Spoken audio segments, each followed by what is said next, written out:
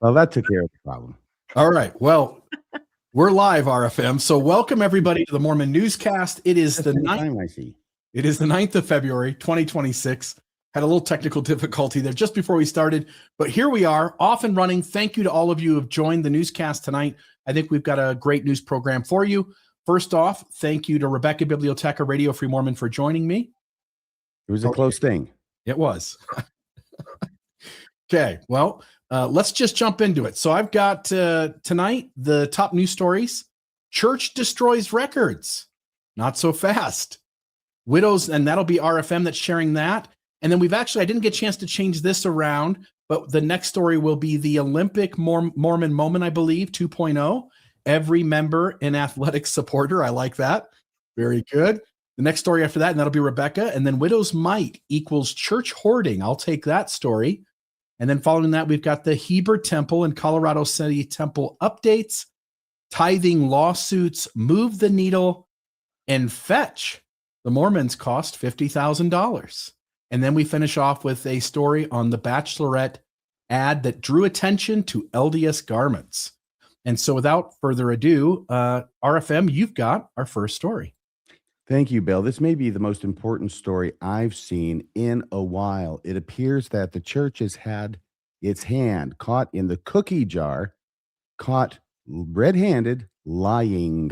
And I know everybody says, well, they do it all the time. Yeah, but it's one thing to say it, and it's one thing to suspect it and be pretty sure. It's another thing to prove it.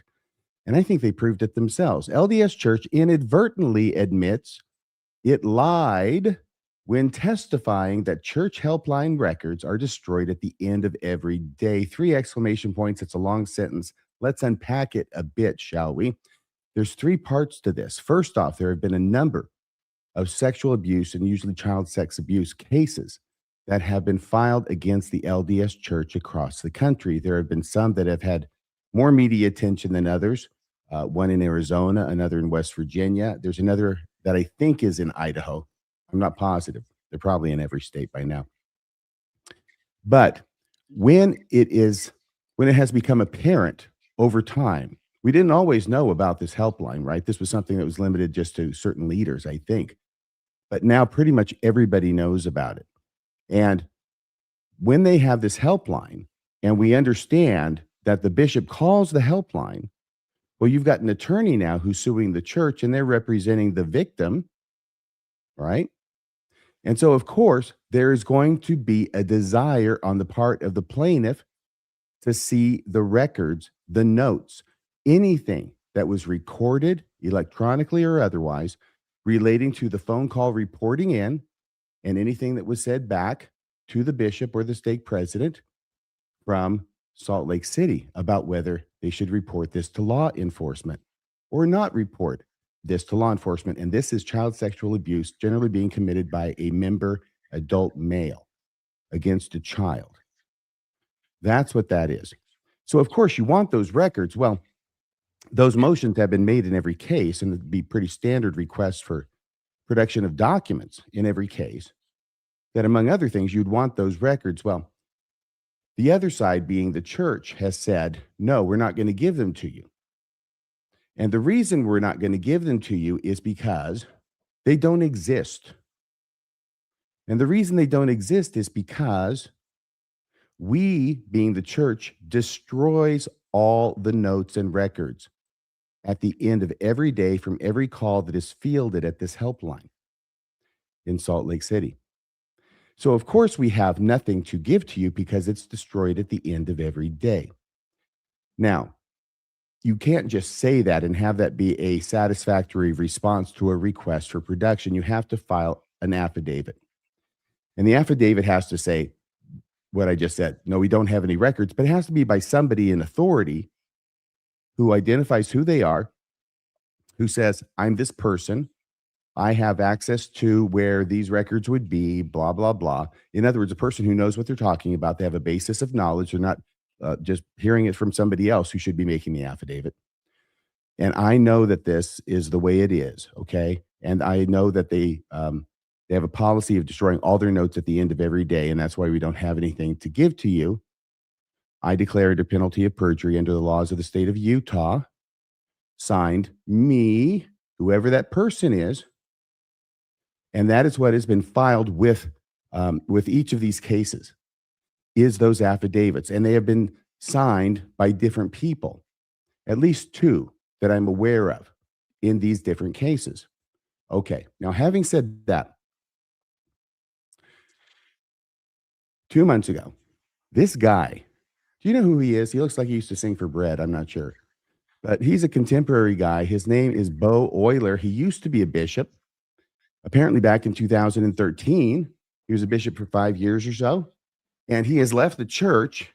So 2 months ago, he puts up his story, which is has 21 chapters. So it's about a number of different things and experiences that he had as a Mormon, probably why he left the church. But the single chapter that's been getting the most attention is the story he tells in this video about how when he was a bishop, by the way, he tells a story, okay? We have the clip pulled up. I'll let him tell it, okay? So everybody can hear it from his mouth. It's an hour and 11-minute video. This is about a 2.5-minute story. So you can tell it's really a very small blip on this entire hour and 11-minute video that he put out. But of course, it was somewhat explosive. So if we can go to the next page, and Bill, if you would do me the honors of playing this clip so we can hear Bo Euler tell this story, which, by the way, has shaken, apparently, the world, or at least the Mormon world. It's got around almost 250,000 views on the whole video. I understand from Bill, this part may have been clipped out and put up elsewhere. It's making the rounds, and it's giving the church heartburn. Here's the story.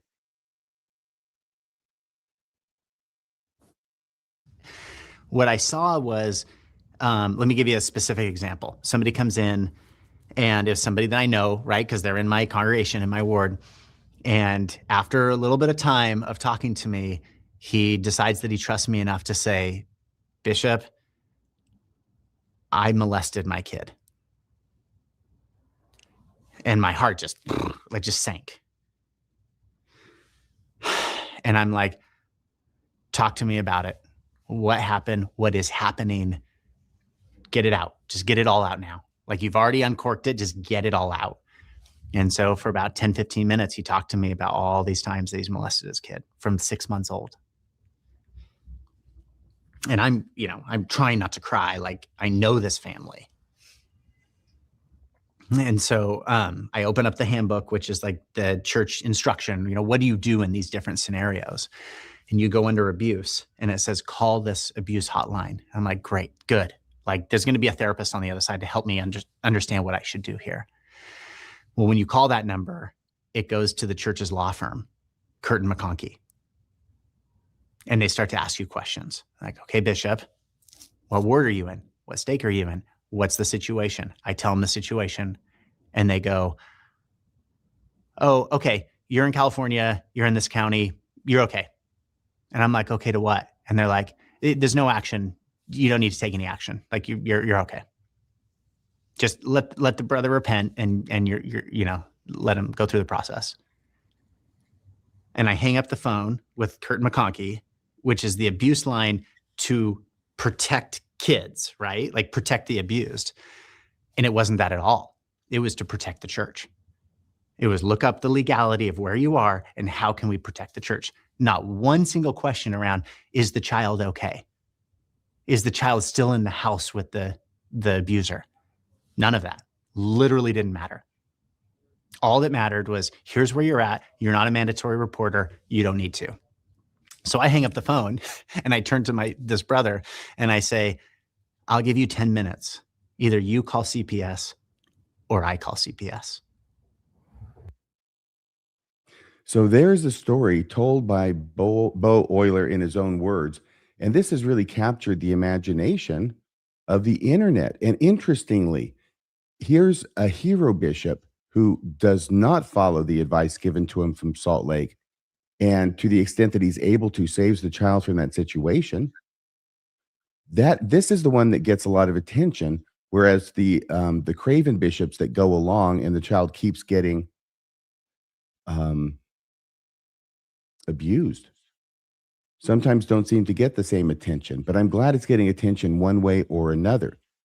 So this is 2 months ago, 2 to 3 months ago. You can see it has 241,000 views on it.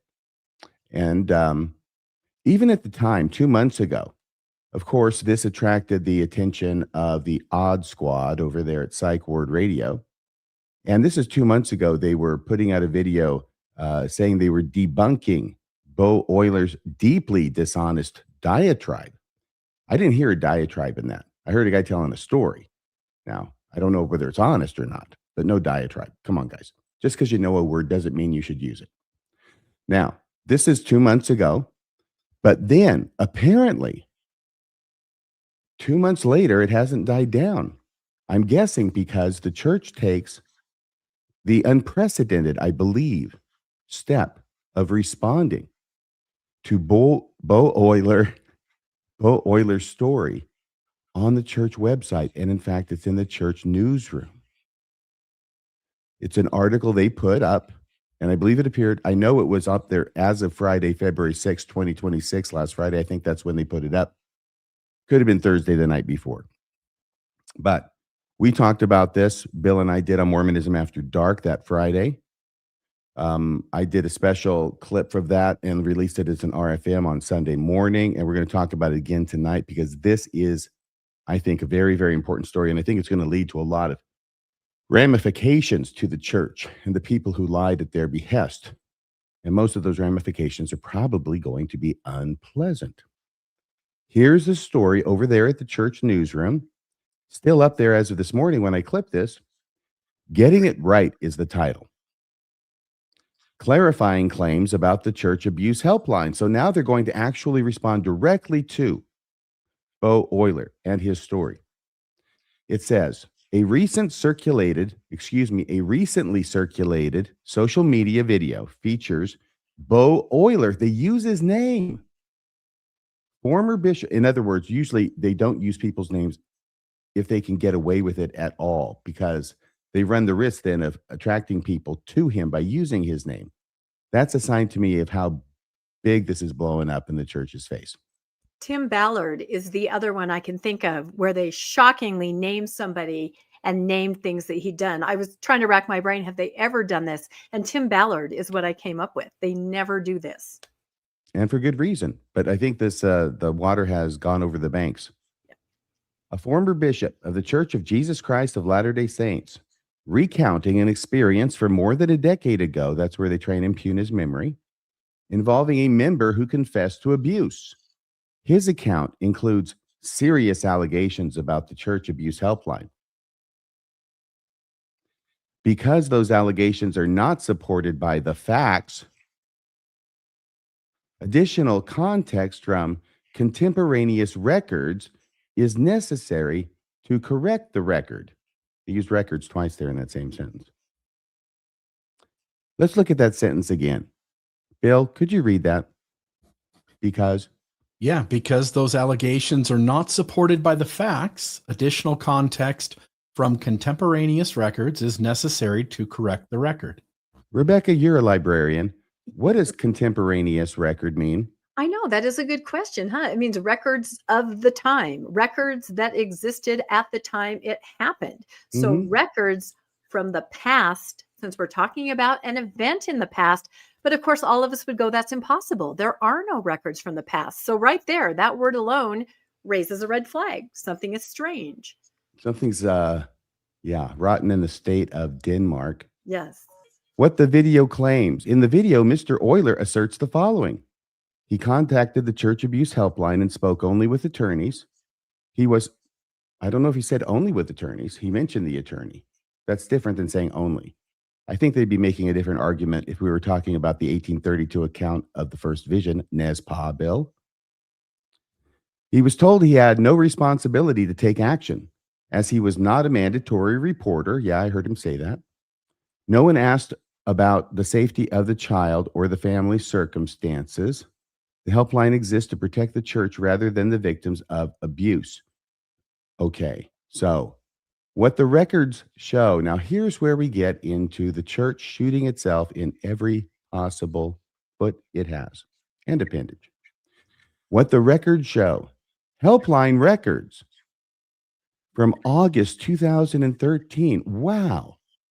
You know, it's amazing that when you have a hotline that destroys the records at the end of every day, that in 2026, you could go back to 2013 in August and find records related to a phone call? Doesn't seem likely to me. But they're doing this in a rather short-sighted way, I believe, in order to deal with the problem of Bo Euler while opening themselves up to a much bigger problem over here. Helpline records from August 2013 directly contradict this narrative. They don't give us the records themselves. They don't show us what the records are. They're going to summarize them for us. So let's see how detailed these records exist from August 2013, records that should not be existing if the church were telling the truth when filing affidavits saying that they're destroyed at each day, at the end of each day. 1, Mr. Euler contacted the helpline 3 times over a 3-day period and spoke with both an attorney and a licensed social worker. See, that lying son of a bitch, he didn't mention the social worker. He only said attorney. So therefore, he's a liar. These guys are really lame. But look at the detail. This story really isn't to evaluate this against what Bo said, although I can see issues with it already without even trying. This is to show the detail that they can access in those records that were made contemporaneously in August of 2013 about this phone call to the helpline. Number 2, at the time of the initial call, helpline personnel understood that a therapist had already reported the abuse to civil authorities. How would they know that? Contemporaneous records. The social worker discussed steps to support the victim and family. You know, it's really interesting about number 2. I'm not sure how you make a record of what a helpline personnel understands in August of 2013, but hard to say because they're not giving us the documents to look at themselves.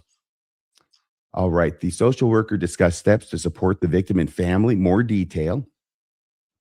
In a final call that same week, Mr. Euler confirmed that the therapist had reported the abuse and that the offender had subsequently self-reported. Look, details. Helpline personnel also communicated with the stake president to ensure appropriate follow-up, more detail. They've got a lot of records on this one phone call. And then it says, no concerns about how the matter was handled were raised with the church at the time. So these notes, these details are so thorough, they can even tell us what was not raised. In other words, they took down everything, including what would have been that. So this is a much broader allegation about what was in the notes by saying something that never happened. The first indication of dissatisfaction came more than 13 years later through the recent social media video. Oh, it's just a hit piece. All right. Well, we go to this last part for the purposes of reading the entire thing into the record. This is the end of it. Hey, Rebecca, could you read this last part, please? Yeah, the purposes of the helpline. The Church Abuse Helpline exists to help bishops and stake presidents protect and support victims of abuse and comply with civil reporting requirements. It is not intended to shield offenders or protect the church's image.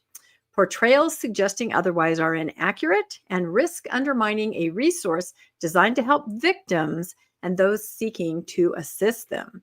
If you tell the truth about what this hotline is really about, that it's about protecting the church and not the victims, then it's going to be on you when this hotline protects the church and doesn't protect the victims. That's why I highlighted that. I thought that was especially colorful. Do you want me to read the last sentence? Would you? I will. The church remains firmly committed to preventing abuse, supporting victims, and ensuring that local leaders have the guidance and resources needed to respond responsibly, lawfully, and compassionately. Lawfully. Always lawfully. When the church says lawful, I think they mean something different than when I say lawful. Yeah. When I say lawful, it means to me what you're supposed to do. And when they say it, I get a feeling they mean what they can get away with. Or God's law, right? It's a different law. It's a higher law when it comes to the church. Very much so. Hey, Bill, did you want to say anything before I move on from here? I just think Landon's comment nails it too. Sort of what you were saying. Stated all of this, that they they protect the victim at the expense of protecting the church, right? Portrayals suggesting otherwise are inaccurate and risk undermining a resource designed to help victims and those seeking to assist them. It is not intended to shield offenders or protect the church's image. Landon says, stated while they use the notes to protect the image of the church. Mm. Yeah. The only thing I'll show here. Oh my gosh. Hang on a second. I'm so sorry. I was thinking a bit different, Landon, but that's amazing. Yes. So in other words, in this very article in which they're saying that the helpline is not there to protect the image of the church, they're using records from August 2013 helpline records to protect the image of the church. Mhm. Brilliant. My hat's off to you. They are. And then I'll just note, somebody did this over at Ex-Mormon Reddit, which I think is dead on. So in an attempt to prove that an ex-Mormon is lying, the church has proven that they are either lying now on their own website or they have lied multiple times in multiple courts of law under oath. You can't make this up. Yeah. Well, either one of those is a possibility. It seems pretty obvious, though, that they keep the records. They move the headstones, but they left the bodies. It's an old story, and the church is really good at it. So what they did was they said there were no records. They lied about it, but they kept the records because the church can't give up records. Even the 1832 account of the first vision, Joseph Fielding Smith can cut it out of the book, stick it in his safe, but he's got to hold on to it. It's just something about Mormons and records. All right. So now that the church has put out its official response to Bo Euler, now the usual suspects. Here's one of the Paul brothers. I think this is Kendall Paul on the left. The guy on the right, I'm not sure, but we know Bo. There's a couple of pictures of him on this thumbnail. And it has the title, Has the Church Done This Before? Yeah, I think it is unprecedented. Maybe they had an idea that they came up with in their thumbnail about some time that it had happened before. And then these guys are going, oh, he's caught. He's caught. Ha, ha, ha. He's caught. Bo Euler is caught. But actually, it's the LDS Church that caught itself. The LDS Church hoisted itself on its own petard. And that's a big petard. Here are some news articles. This is based upon research that was done back in 2022, and a lot of these articles came out in 23. Some cite each other. This is the West Virginia abuse case. But in the West Virginia abuse case, this is pbs.org. Thank you, Rebecca, for sending these my way this morning. But in the West Virginia abuse case against the church, Rytting, that's Paul Rytting right there, Rytting, Mormon and lawyer, Rytting gave sworn written testimony. So in that abuse case, this guy right here, Rytting, gave sworn written testimony in which he said no one at the helpline keeps records. And another ranking church official testified in a case in Arizona, likely the Bisbee case, that the records are destroyed at the end of each day.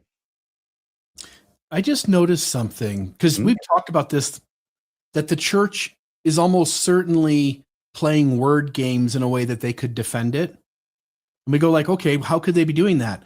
They might be suggesting they want the court of law to think that records are destroyed everywhere. But what they are suggesting is that the people at the helpline, now you call a hotline, you get a certain person, that person is a lackey. Their job is sort of more mundane. If they need to, they pass it on to a lawyer. The lawyer, I think, keeps the records. I think the lackey has to destroy their version. And so the church can say that records are destroyed by those at the helpline. But I don't think the court of law would agree that that's the way it was understood by them, for sure. Mm-mm. No, if he's representing that the records are destroyed at the end of the day, then those records better be effing destroyed at the end of the day.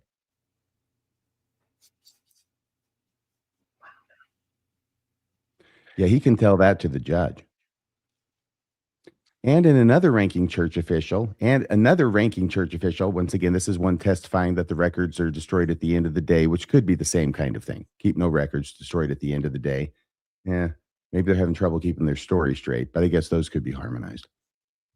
In comments to the AP, the church declined to clarify Ritting's apparent contradiction about whether the church keeps records on the helpline. Now, this was one particular case, okay, in which he was talking to mom, daughter, victim, another person present, and he is negotiating on behalf of the church, right? And this was recorded. And at one point, he had said, a question had been asked him, and he had said something about, I'm not sure the answer to that. I can check the records. And then people heard about that and said, well, wait a second, there aren't supposed to be any records to check. This happened a number of months ago. And so that's what this is about. A couple of years ago. That's what this is about. How is it that if you are saying that there's no records, that you can go back on this other case now that you are negotiating for the church, and there's a question, and you say, okay, well, I'll go back and check the records and see. That was already an issue that was kind of floating out there. But then you wondered, did he mean that? Did he, that's what he said, but did he? No, now it's plain as day that they keep the records. This from the AP News. First, all records of calls to the helpline are routinely destroyed. Quote, by the way, this is from Roger Van Komen, RogerVanKomen, the church's director of family services. In an affidavit included in the sealed records, he said this, quote, those notes are destroyed by the end of every day, unquote. This is the other fellow who submitted an affidavit in a different case in order to respond to a request for those documents to be produced. In legalnews.com, the AP's findings were based in part on 12,000 pages of sealed records in an unrelated child abuse suit against the church filed in West Virginia. Many of the documents describe the operation of the helpline, which includes destroying all records at the end of each day. Claimsjournal.com says, first, all records of calls to the helpline are routinely destroyed. Quote, those notes are destroyed by the end of every day, said Roger Van Komen, same quote. Church's director of family services in an affidavit included in the sealed records. Is there somebody who wants to say something? I was going to say they keep calling them notes. That kind of lends support to what Bill's saying. The scribbled notes are destroyed, but something that's written in a more permanent record, logged kind of officially, maybe that's kept. But the actual notes that, like you say, just somebody on the phone takes are destroyed, because they keep sort of using records and notes interchangeably, which is confusing, maybe by design. Yeah. I would not want to be making that argument in front of the judge. Really? You don't think it would work? I think I would get a well-deserved tongue lashing. Yeah. All right. Fileabuselawsuit.com, destroying records. Some investigations claim that the helpline had a policy of destroying records of calls at the end of each day, further hiding potential evidence of abuse and the church's knowledge of it. By the way, you see this idea, this lame excuse that they destroy records at the end of each day, even if that were true, and before we knew it wasn't, the question is raised, why on earth would you do that? There's only one reason you would destroy the notes at the end of each day, and that would be presumably to protect yourself in the event of a lawsuit. I mean, you can file them away confidentially somewhere. The church has plenty of places to file things. They have vaults in mountains. But no, they destroyed them, which itself is a tacit admission, I think, of wrongdoing. KUER.org said, the church workers fielding the calls keep no records or destroy them at the end of each day, according to church officials. That sounds more like what you were saying, Rebecca, and maybe what you were saying, Bill. Yeah. And they refer serious instances of abuse to attorneys for the church who rely on a second privilege, the attorney-client privilege, to continue keeping the abuse secret. Now, this is about the abuse, not so much the notes, okay? Obviously, a critical article. From Business Insider, records and notes of the calls were also destroyed at the end of the day, one director who works in the church's Department of Family Services told the publication. And that was what I released yesterday, talking about it as well. So I think it's really important that we keep this on the front burner because the church needs to answer to this. Thoughts? Rebecca? And I've asked this question, discussed it with many people. Why, other than the reasons that we've discussed to cover your own, why would an organization taking these kinds of calls in this kind of situation with therapists and lawyers, why would you not meticulously document and keep things? Why would you destroy them? And now we know they didn't, but just the fact that they claimed that they did, there was no rational, reasonable reason that anybody would do that. And now we see why they didn't, because they can pull them out with Bo Euler, right? And say, and the thing is, as I heard you read it here, I paid more attention to what they said in that article, the press release. And boy, it's night and day from his story. He says he called once. They say he called 3 times over a course of 3 days. They said the stake president was notified. That would be a way to check this. Where is the stake president? And would he confirm that he was notified about this whole scenario? There's a missing therapist involved that the church says exists that Bo, doesn't mention at all. So the 2 stories are so different. Something's going on, obviously. Somebody is absolutely not recounting the correct information. I think this may be just another volatile episode in the theme of the love-hate relationship that the church has with historical records. What I'll add here is, when we talk about the first vision, what apologists want room for is that memory is a tricky thing. And Joseph misremembered various parts of the vision. How many heavenly beings appeared in front of him? 1 or 2. Right. Who can keep track? So I think it's not like 18 or 19. I mean, come on, it's 1 or 2. Yeah. I think it's pretty natural to extend to Bo some of that same grace. He served a long time ago. He's out of the church, has some antagonistic feelings towards it, that it had disappointed him or betrayed him in various ways. I think it's very natural to carry sometimes, whether you're a believer or a critic, to carry some of those feelings over into how you remember things. So let's just grant for a moment that, maybe Bo lied on an interview. I don't feel like that's what's going on. I think he misremembered. And I'm okay if he's completely wrong. Now, of course, we would need the records to prove that. The church says they have records, but they've also said they don't have records. So I think we deserve to see them. But let's just assume the church is right.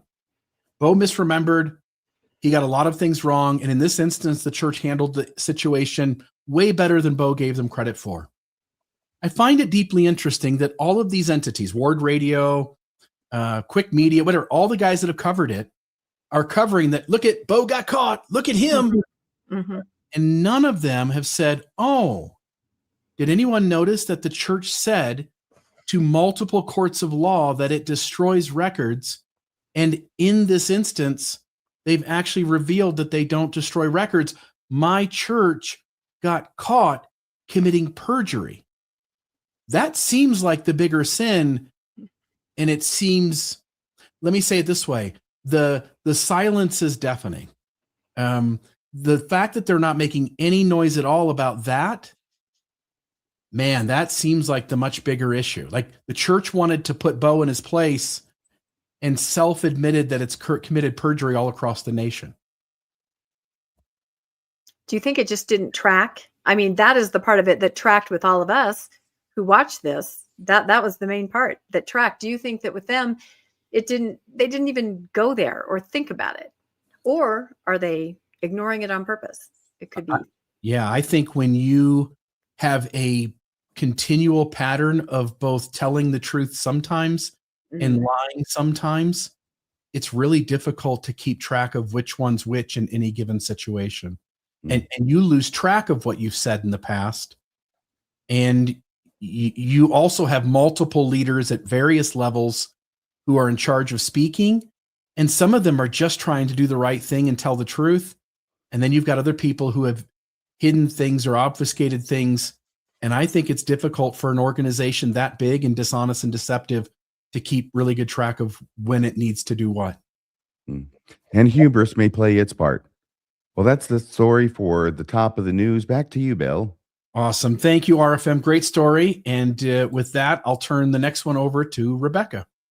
That's right. We are going to be talking about an exciting event that is only a number of years away, right? Do you guys remember this talk? We reported on this conference talk back in, I guess it would have been the middle of October 2024. I I couldn't have believe it trouble when I looked it remembering up. the title for this talk. You do remember this title? I have trouble remembering it. Oh, days never to be forgotten. Yes. We covered this talking about how it was sort of doomsday rhetoric, right? The end is near, but, there's these exciting events that are going to be happening. And we came away with the idea that he was saying, don't be too worried. The end will not come before the Olympics, right? We had to make sure that people just didn't completely give up between now and then because there's a lot to do. But the blurb to the talk said, upcoming moments will provide members of the church everywhere with increased opportunities to share the glad tidings of the gospel of Jesus Christ. So all of these amazing moments over the next decade, of course, have this overarching idea of, hey, it's a missionary opportunity. So what's funny is that, again, this was given in 2024. He started out by saying the number one huge event that was going to kick off this decade, which he said was more pivotal and important than any other decade aside from the very first decade of the church. We never heard that before. Yeah, it's incredible. That's right. Big, go home or go big or go home. So it was President Nelson's 100th birthday. That was going to be the big event 2025. And that did happen. We all saw how that went. Next in 2027 was going to be the 6-month Salt Lake Temple open house. We're already getting a lot of buzz and information and pictures. And Rebecca, yeah. I can't remember. Did the prophet, the guy we sustain as a prophet, seer, and revelator, Gary E. Stevenson, did he mention as one of those signs the 2026 death of Russell M. Nelson? No, it was nothing like that. It was all about a party. Let's not focus on death. Let's focus on the party, right? You can see that coming. Yeah. You can't see around corners. Come on. What are you talking about? So anyway, Temple Open House, huge. Then looking forward to 2030. That's right. This is really only a few years away. It's the bicentennial of the organization of the church.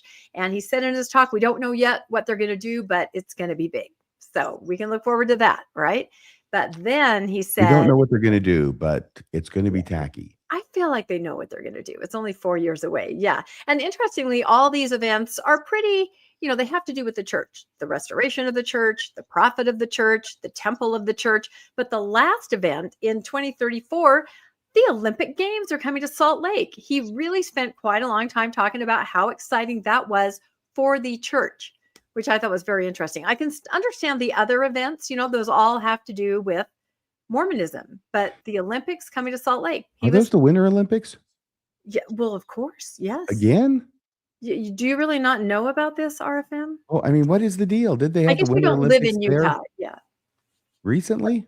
Yeah, well, no, 2002, and we're going to talk about that in a second. So yes, he was very excited that it had been announced that the Olympics were coming in 2034. And we don't need to worry. Jesus is not coming back before the Olympics. In fact, as I rewatched our little segment, I made a whole bunch of AI doing Jesus doing the Olympic sports, the snowboard. I remember. How would that be fair if he came back before that? Because he'd win all the gold medals. He would win all the gold. You said that. Jesus going for the gold. We can't have that.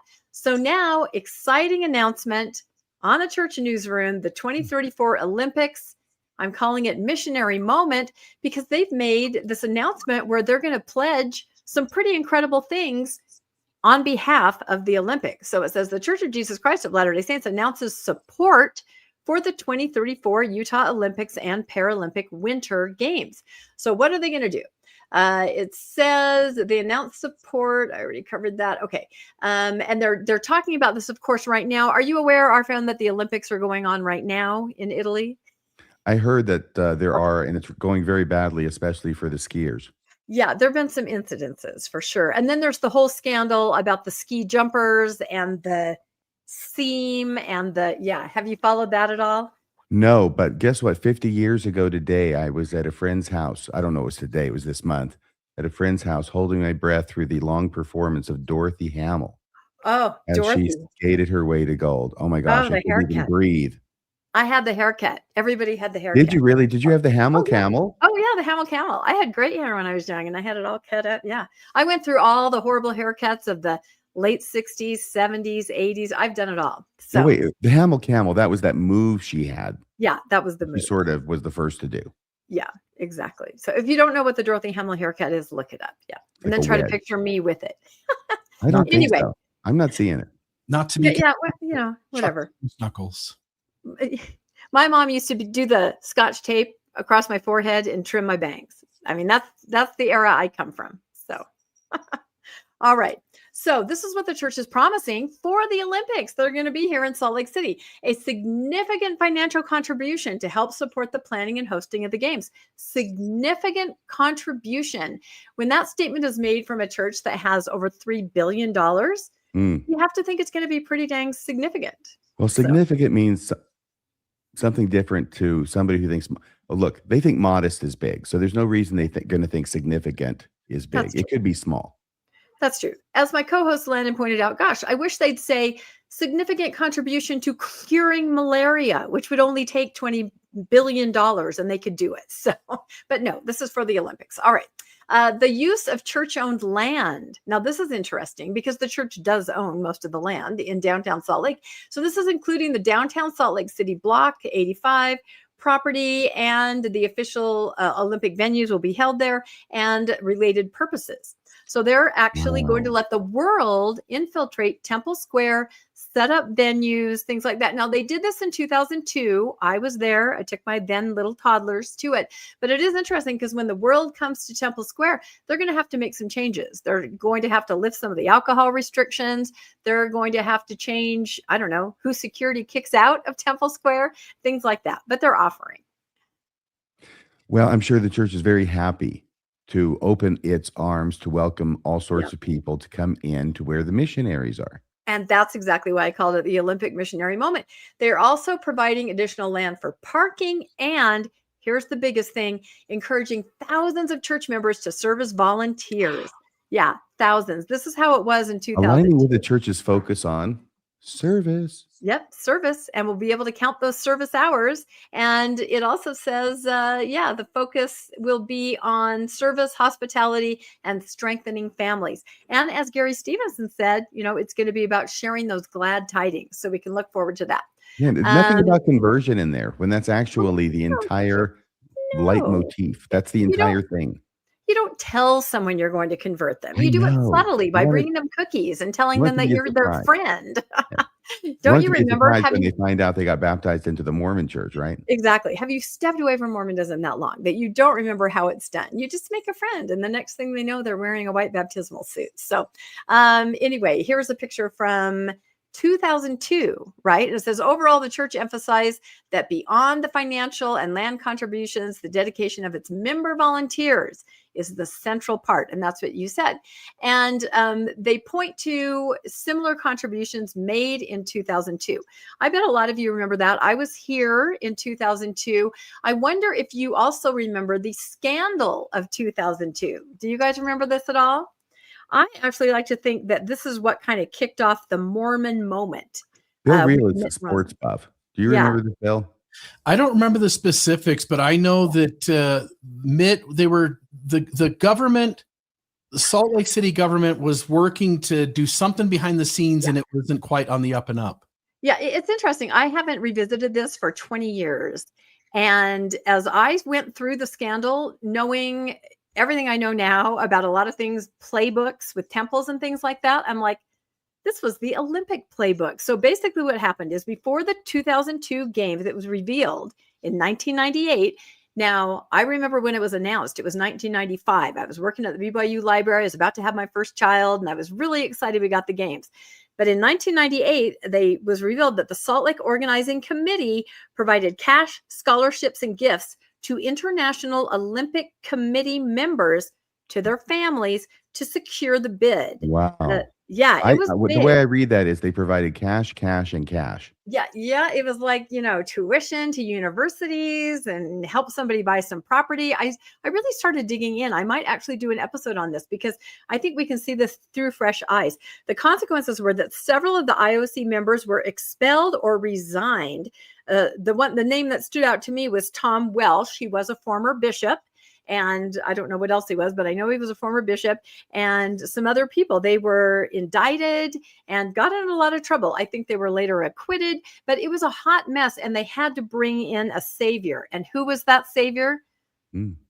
There he is. That's right. That spunky young kid, Mitt Romney. We hadn't really heard a ton about him prior to that, but he came in and he was the savior of the Olympic Games.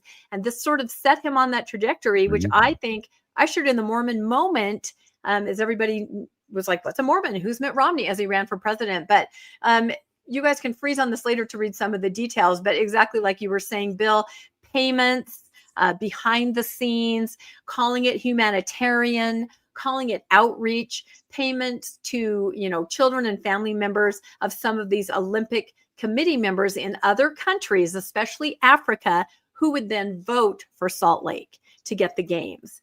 And so, I read through several Deseret News articles from the day, and they were all like, oh, it's outreach.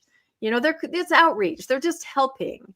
And I thought, wow, with the different playbooks that we are aware of now, this fits right in there as far as how they did it. But they got the Olympics. This is what happens when you get yourself in trouble and you try and use dumbass explanations to get yourself out of it.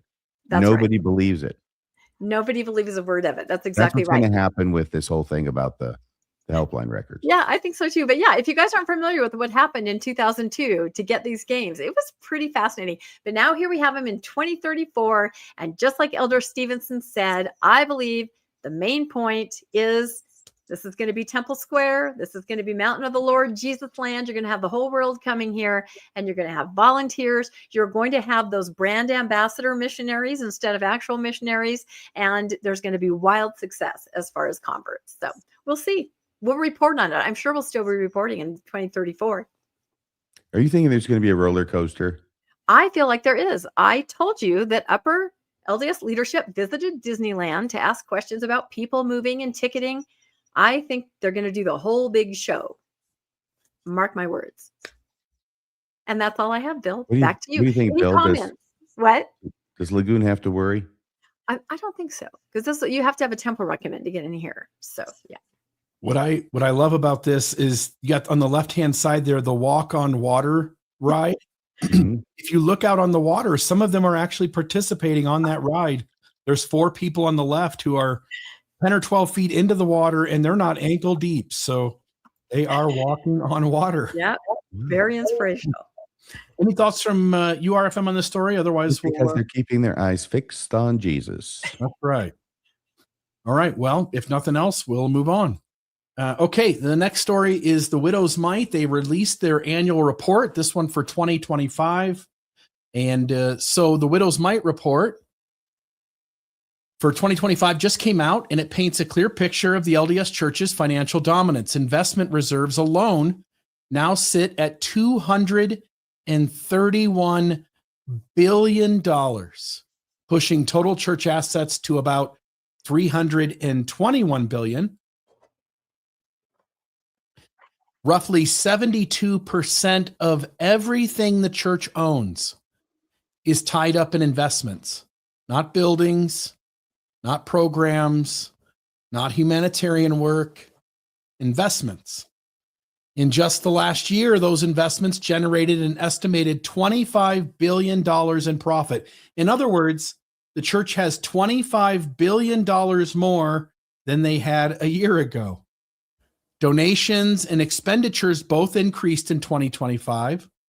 I wish I just had 1 billion more than I did a year ago. I'd do with, a couple million would be nice.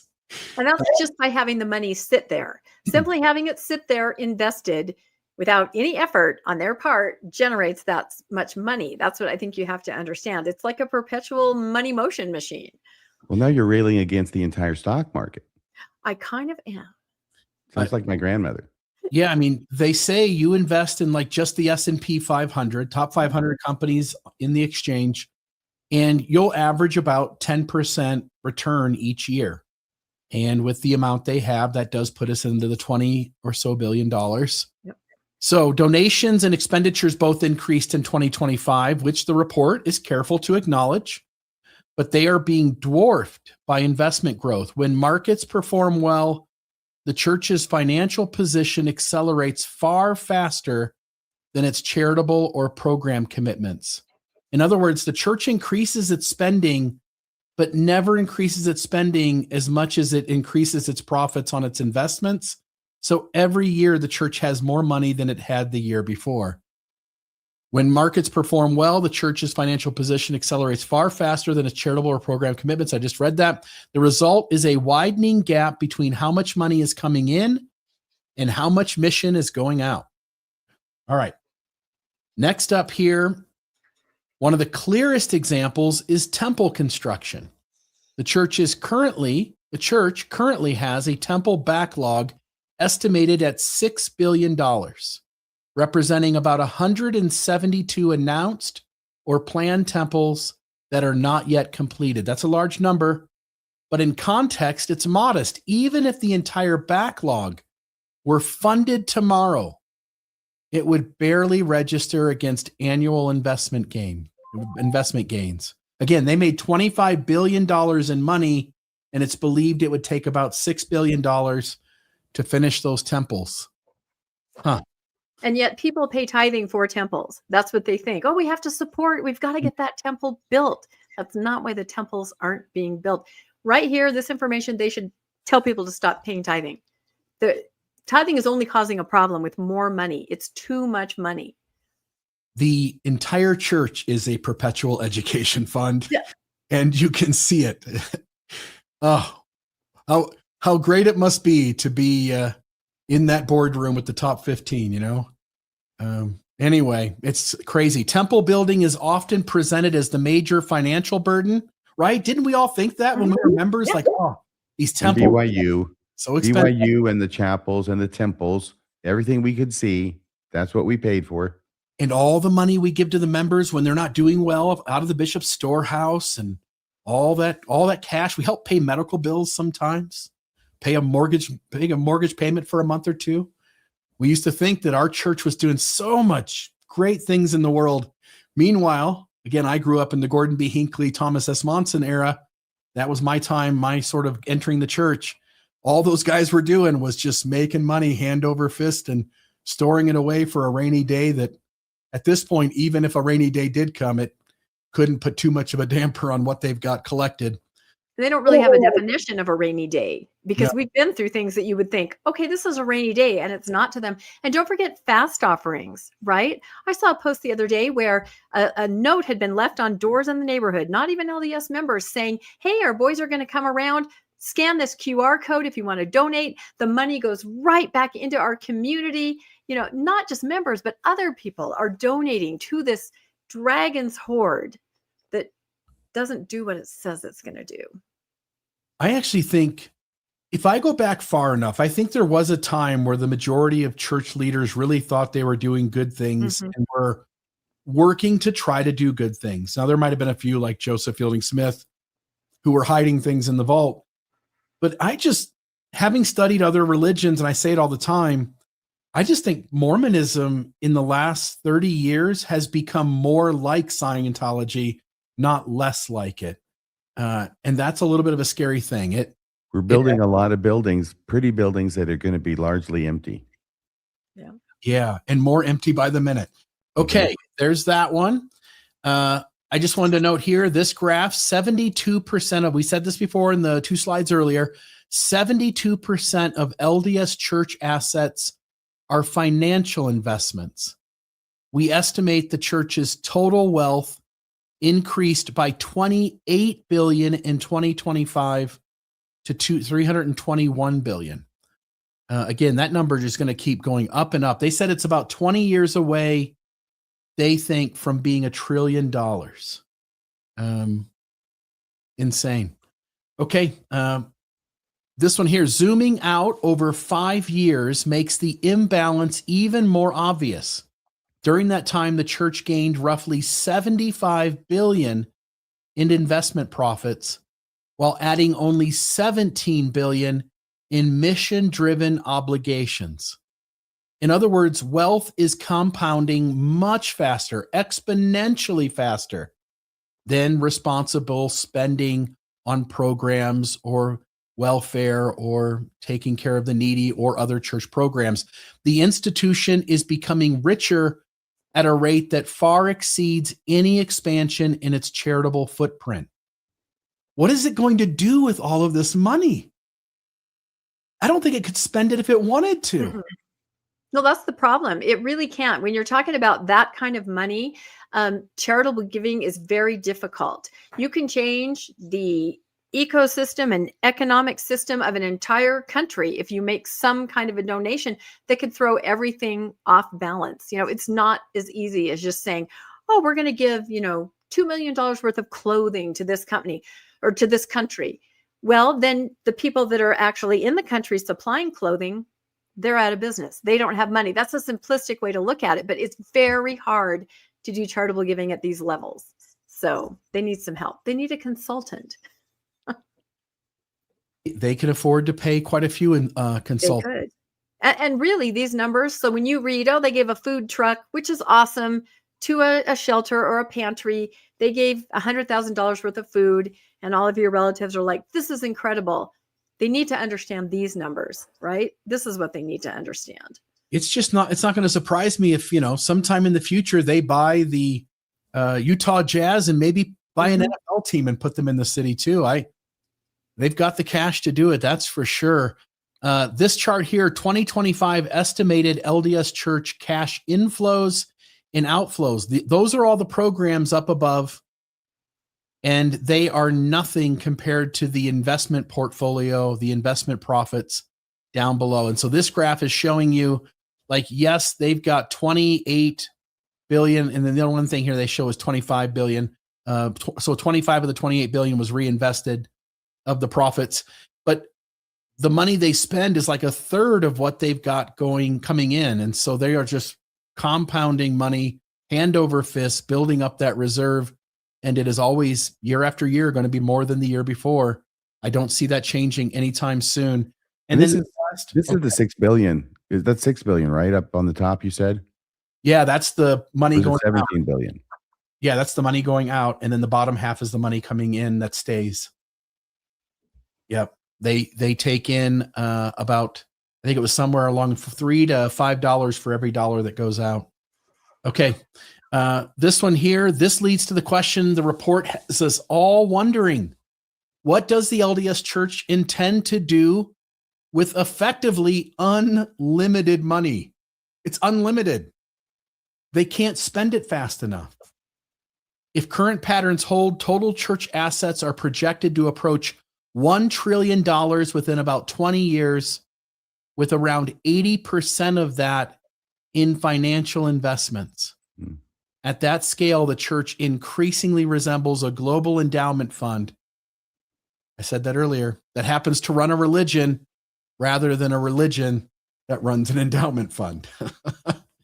I think that's my last one. Oh, I might have one more here. That's going to be a sad day because all the guys at the EPA are going to want to have this huge party when they reach 1 trillion, but they can't because then everybody's going to know. Right. Oh, we're going to know whether they announce it or not. And don't forget, they have told us what it's for, although we don't know exactly what it means. It's for the second coming. That's what it is. When they were caught with their hand in that cookie jar at Ensign Peak, they came running right out and said, no, it's for the second coming, right? It's for the return of Christ. And I was always taught it was to save the Constitution that was hanging by a thread. So I don't know how all this money does this. Maybe they buy the US government. Tim Ballard's taking care of the Constitution. He is. But again, no one needs to pay tithing. And I see a lot of tithing, out there being paid, a lot. I don't think we even have a concept of how much flows through each ward house. That needs to stop. There's no need for that. So 2 more here. Perhaps the most striking conclusion is this: if the church treated its investment reserves like a true endowment, similar to how BYU manages its funds, existing investments alone could fund all church programs indefinitely. Not only that, the church could add over $2 billion per year to humanitarian and charitable work without taking another dollar in donations, while still growing reserves at an inflation adjusted rate. Do you understand that? They could stop taking money in, increase humanitarian aid by $2 billion a year, and they would still cover inflation, the 3.2% or whatever it's at, the average that it goes up at across time, and they would still never lose 1 penny of spending power. But you would be losing the blessings of paying tithing, Bill. Yeah, well, I've lost those blessings long ago, and that's the reason for this big smile that runs from ear to ear. That's the pitch now. That is As Elder Bednar said, we don't need the money. The church doesn't need the money, but you need to pay us the money. You need the blessings. Yeah. You can't afford not to. And think about, they take donations from wealthy LDS donors, as Elder Holland used to call them. They don't actually pay for a lot. They always find investors, donors, LDS charities. Remember that? You'd always look for that in the bottom of the article. Oh, they got people to make donations. So that still happens. That's still going on, where they're calling on. In fact, I think probably the Olympic donations, I can't imagine they would come out of tithing or any kind of a church fund. I bet they just come from wealthy LDS donors. Yeah. The games this thing plays, the money is already there. The report quietly but firmly leaves the ethical question hanging in the air. If the capacity exists, why isn't the mission keeping pace? Well, the mission hasn't kept pace in decades. And then I'll just note, this was the original slide that was over at Ex-Mormon Reddit that just noted the key observations that were in the report. This was actually not a post by a Redditor. This was a post by the Widow's Mite. So this is them making the key observations about this report. Investment reserves reached 231 billion. Total church assets reached 321 billion. 72% of that is investments. I'm going back in my head to put 10% away for a rainy day fund, put 10% away for tithing and your mission. Try to live on the rest. Do you remember your mission? Yeah, 10% in your little mission thing. It's the only company where the salespeople pay the company in order to go out there and do the sales pitch. Crazy. Investment profits were 25 billion for the year.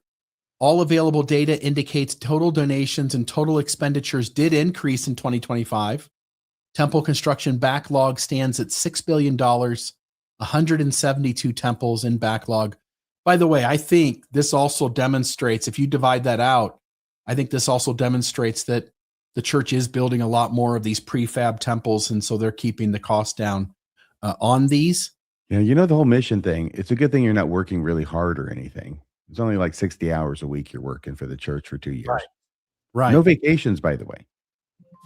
Yeah, you pay to work 60 hours a week, to barely talk to your family, barely have any you time, self-care time. And you time is discouraged. Yeah, and you go door to door and sales pitch this company so that it can get money from the next person and build that tithing base investment portfolio even bigger. Not just no vacation, no weekends. No. You have one day to do your freaking laundry. Mm-mm. And it's not just missions. I have an episode coming up in a week or so. It's church volunteer opportunities, right? Like service missions, where you're literally doing manual labor, menial tasks. It's not just like a proselyting missionary. They have all kinds of things where it's just volunteerism. They are not paying for anything. Where were you, Bill? What do you mean? Where? I mean, on this piece. Yes, I forget. Yeah. I forget where you were when I interrupted you. That's okay. And then I interrupted you, interrupting him. So we don't know where anybody is. Church investments signify a widening momentum gap between money and mission. If there is, and I'm skipping down, if there is no significant shift, I don't think I said the bad word, but I might have, significant shift in financial practices, LDS church assets will reach $1 trillion in 20 years.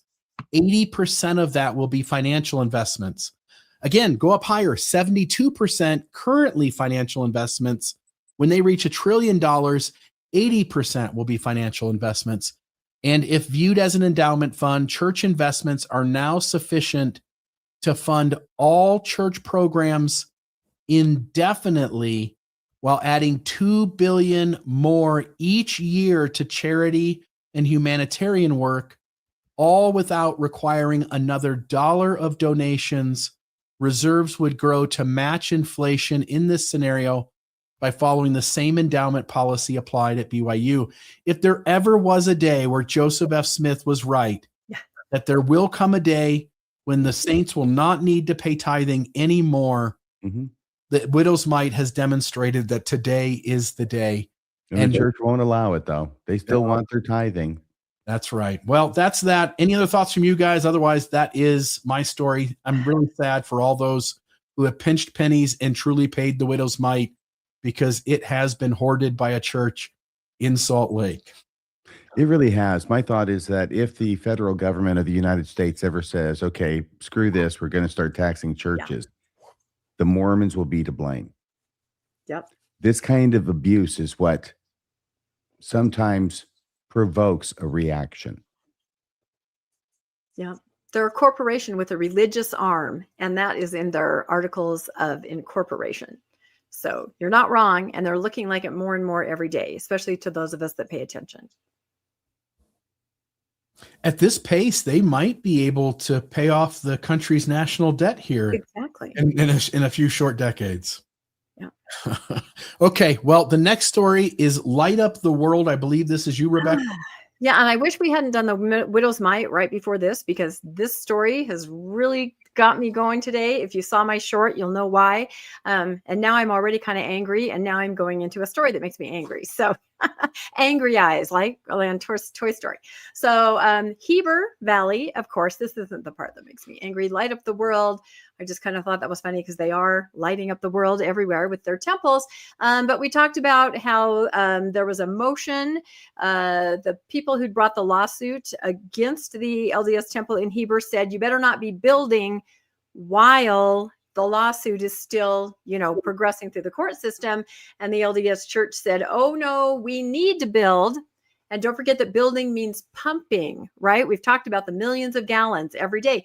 So the Supreme Court back in December, they both, they pitched their case to the Supreme Court of Utah. They came back just this week and said, they ruled on Thursday that construction on the Heber Valley Utah temple can continue.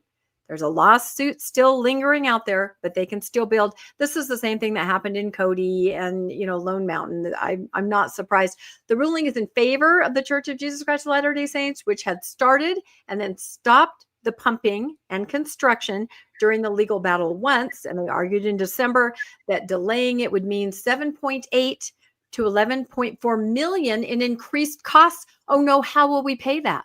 How will we ever pay that, right? After the last story, I don't think we need to be too concerned. But the church isn't entirely in the clear yet, even with this ruling. While the state's highest court considers the appeal submitted by the petitioners, a group of Red Ledges residents in the neighborhood where the temple is to be built, continued construction might come back to bite the church. The Heber Valley, Utah temple would need to be torn down if the appeals process ends in favor of the petitioners. And this is the same thing that happened in Cody, but of course, sailed right through and continue. Have you ever heard, RFM, of something being torn down? Sure. In this scenario? You have. Okay. Oh, sure. Really? I guess it happens then. But they're willing to take this risk. This is a rendering of what it's going to look like out there in the beautiful Heber Valley. Robert Mansfield, the attorney for the petitioner, says he believes the court should have kept the injunction on the construction in place. And I have some pictures there because, again, it's not construction. It's also this massive amount of pumping. And I don't know how you would really replace that if the lawsuit went, against the church. Mansfield said, I also think it's important to note that the opinion specifically states that the church recognizes that if they ultimately lose the appeal, they're moving forward with this construction at their own risk. They know they may well have a risk of having to tear it down and then incur the cost to restore the property. But as we know, that doesn't matter at all. So this is probably not surprising to any of you guys. So they're going to start building, and the lawsuit continues, and we'll continue to report on that. Any thoughts on Heber before I move to Colorado Springs? That's a big hole in the ground. It's a big hole in the ground. It's such a pretty area, and that just makes me sad. Oh, well. That's like some piece of machinery out there, huh? Some Yeah. excavators, that yellow Yep. thing? Yep, they've got excavators and they've got pumps set up, which they stopped. They were doing it really briefly, like a week, and then they stopped because of this injunction, and now they're going to be back at it again. So I'm sure we'll have some pictures. So that's Heber. Oh, and yeah, I always have to put this picture up here as we read the statement from the church. The church is hopeful that the appeal of the previously dismissed lawsuit will soon be resolved in its favor. Course. Once completed, this temple will bless the lives of the Latter-day Saints in the Heber Valley by providing a sacred house of worship closer to their homes and to many apostle and general authorities' second vacation homes that are up there. So, Did Finrod say that last part? no, I added that. Oh, okay. Sorry, I'm always adding things. You can't trust me at all. I'm very snarky about the temple issue, as you know. So, but yeah, what we really have decided is the real reason for this temple. It's going to have, I believe, the double baptistry is the girls' camp that's located just a few miles away. They want the girls to go to the temple as part of girls' camp. Is that boys and girls with a double baptistry? Yeah, I think, well, no, yeah, I don't know how it works exactly, but it's to get more youth. I think they figured out the youth are really the only ones going to the temple en masse because, you know, you drive them there, they're kind of held captive. But it works, right? Keeps youth in front of bishops from age 11 on to get those temple recommends. And temple attendance is already part of girls' camp, but they drive them, you know, down to Provo, which is a little farther away. So anyway. I think that being a youth, I was never a youth in the church. Yeah. So I never went on these baptismal trips. Well, no, this is new. This is fairly new. But kids go to do baptisms for the dead in the temple. That's what I'm saying. They do. Right. They do all the time, like constantly. I'm just saying if I were doing that, I think it would be a lot of fun. It would be kind of eerie and weird in a fun way, deeply spiritual. But the best thing is that all the other stuff that's going on in the temple, like the endowment and all the washings and anointings, you have no idea what they consist of. So you can like imagine that they're really, really profound and faith promoting. Yep. No, and that's why I believe they have 11-year-olds go, because you get your temple recommend and then you go and you have these experiences, baptisms for the dead, which are fairly tame unless you're a girl and have to wear those see-through white jumpsuits. We all have, you know, night terrors about that from back in the day, but it's pretty pleasant and calm for 7 years until you're 18, right? And then you go and you find out what's really behind that curtain. And I think that's by design.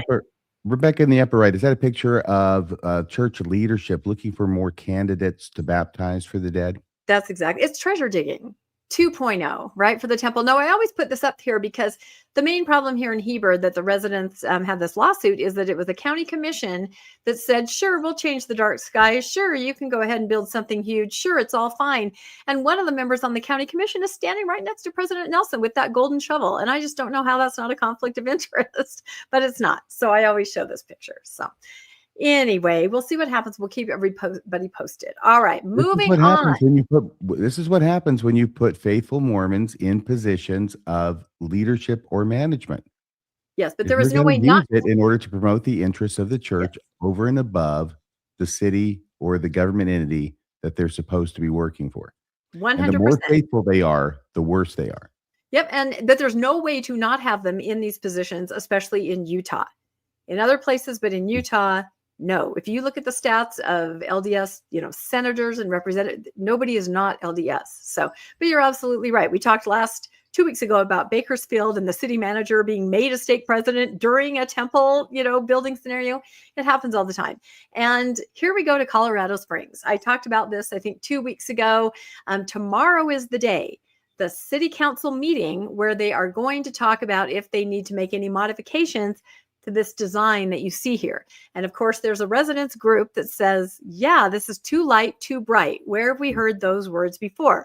This is 45,000 square feet, 140 foot tall steeple. So it's a little bit of a bigger one. And 2 weeks ago, I read some letters that were sent out via email to the stake asking people, I think I put a copy in here. Yeah, here's the meeting is actually tomorrow morning. You can even go to the Colorado Springs City Council at 9 a.m. Mountain Time, or actually, I think it would be Colorado's not Mountain Time, whatever time Colorado. Maybe it is. Yeah. Anyway, and you can hear the LDS members petitioning the council to let them have the temple as it is, right? I suggest that, you know, if you're not doing anything else in the morning, go do that. So I think I showed this letter last time. They sent this at the end of January saying the city council meeting's coming up, fast and pray, right? Soften the hearts. I mean, you guys know the drill, right? You've gone through these letters before with me and you know what they all say, right? And, you know, attend the temple in Denver more often. That's going to help. All these things. The temple-focused family council is supposed to help in some way. I think they're just padding the list at this point. Exactly. Send emails. Let us know if you sent an email, because we're going to present a whole stack of those emails, to show that everybody's supportive. So that's great. That's the last I had heard. That was back on January 28th. Then I got some new information today. All right. So the meeting is right around the corner. This came out on the 7th of February. Okay. So this is just 2 days ago. So Colorado Springs East Stake, it says, we're grateful for all the thoughtful messages that have already been sent to the city council, because a week ago in the emails, you told us to send these letters, right? It goes on to talk about the meeting. Please write your city if you haven't already. And then it talks about how temples will bless not only church members, but entire communities. They stand as places of peace, service, family, and moral strength. The Colorado Springs Temple will be a quiet but powerful influence for good in our city, uplifts our lives, strengthens families, contributes to the community. And then it says, every voice matters. Every voice will be heard. Every sincere, courteous voice, young and old, knit together in unity, carries great influence and will reflect well on the Savior and his church and on his purpose. So they want to hear from everybody, right? And with the touch of a button, this email in this one state can go out to thousands. And if they're sending it out to all the other stakes in the Temple District, we're talking of thousands of people that have been told that their voice is going to matter in this, go ahead and tell the city what you think, right? So the next day after this Every Voice Matters email, they send out this email. Okay. This is the email that's really got me, today. So the one you just read was 2 days ago on Saturday. Yes, and this one was yesterday on Sunday? Yes. It says, dear brothers and sisters, thank you for the many thoughtful letters and emails you have sent to the Colorado Springs City Council in support of the plans for the Colorado Springs Temple. Now, what I'm about to read, I know this happens, but I have never seen them say it out loud. Okay. That's why this is so interesting to me. I know this happens everywhere. The church's temple department is carefully guiding the messaging of those who have already been selected to speak at the upcoming city council meeting. Okay. So back in the day, Fairview, Lone Mountain, anybody could get up. And we remember those meetings, right? It was like the Wild West. There were people standing up saying, my wedding was diminished without a steeple. They were saying some pretty crazy stuff. And I think the church, because of our spotlight on this, realized, what, we need to have, I don't know, a little more of a brand ambassador, a little more of a certain kind of person that maybe addresses the city council. We can't have just any random member getting up. We don't want the crazy wankers spouting off. Exactly. Remember the one about the guy who fell off a cliff and search and rescue couldn't get to him, and he looked out over the valley and saw the temple? I mean, all these stories, right? They want to make this as boring as testimony meeting. We have been reporting on this forever, right? So now they are selecting certain people, and I'm guessing maybe there are people who might have political influence in the town or whatever, to come in and address the city council. And not only are they selecting them, but the temple department in Salt Lake is carefully guiding the messages that these people are going to give. They're crafting what they're going to say. So my concern here is, you're a city council, you're sitting there, you're Colorado Springs, and you think your citizens are getting up and just telling you what they think, their heartfelt thoughts, but they're not. They're hearing from curated, carefully selected people who are giving curated and carefully selected messages. Okay. So Rebecca, my question for you is, yes, what are the odds? What are the odds that the city council there in Colorado Springs is aware by now of this email? I do not know. I do not know that. I would think the meeting is tomorrow morning. So I do not know. Here's the second part. And this is where I actually get sad for members of the church here, because then it says, if you are personally invited by the city council to speak. Now, how would that happen? Maybe the city council knows his neighbor, says, Bob, you're LDS. We'd love to hear your thoughts. Why don't you come to the council meeting and let us know? I respect you as a neighbor. I respect your religion. Why don't you come to the council and give us your thoughts, Bob, as we talk about the temple, right? Okay, so what is Bob supposed to say according to his church? If you are personally invited by the city council to speak at Tuesday's meeting, we respectfully ask that you decline the invitation. If you can believe that. And I'm going to put this picture up next. Do you know what this is, RFM? Do you recognize these pictures at all? Yeah, they're Norman Rockwell Lincoln, right? freedom of speech. When I was a Freedom of kid, speech. I always talk about how I didn't have Modern day TV. Lincoln. Yeah, exactly. I didn't have TV. I had a giant book of Norman Rockwell paintings, and I would spend a lot of time looking through it. And these two pictures always intrigued me because it's a gentleman standing up at a city council meeting, and he is speaking from his heart, whatever he wants to say. There's no organization over his head telling him, you can only say what I tell you to say. I'm only going to select certain people to talk. And if you feel that you want to talk, you cannot. And so I feel really sorry for people that put themselves in that position.